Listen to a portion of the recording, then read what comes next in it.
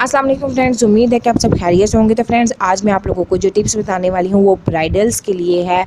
तो वो ये टिप्स लाजमी इस्तेमाल कीजिए और बहुत ही आसान सी टिप्स हैं और इसका रिज़ल्ट ज़बरदस्त है। तो इससे पहले अगर आप लोग हमारे चैनल पर न्यू है तो चैनल को लाजमी सब्सक्राइब कर लीजिएगा। तो फ्रेंड्स, आप लोगों ने क्या करना है कि 2 चम्मच मसूर की दाल लेनी है, उसमें 2 चुटकी या 1 चुटकी हल्दी डाल देनी है।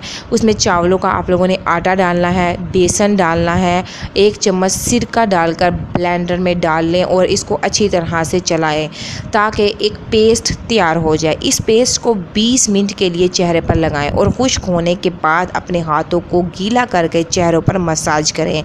ये एक अच्छा टोनर साबित होगा। इससे जिल्द पर कुदरती निखार आना शुरू हो जाएगा।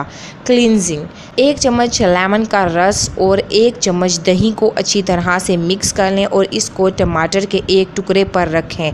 इससे जिल्द को मसाज करें। ये एक अच्छा क्लींजर है क्योंकि इसमें तीनों एंटीऑक्सीडेंट मौजूद हैं जो मौसामों के अंदर जाकर गंदगी को साफ़ करते हैं और सफ़ेद हेड्स और ब्लैक हेड्स को रिमूव करते हैं। नंबर 3 पर है ब्लैक हेड्स जेल।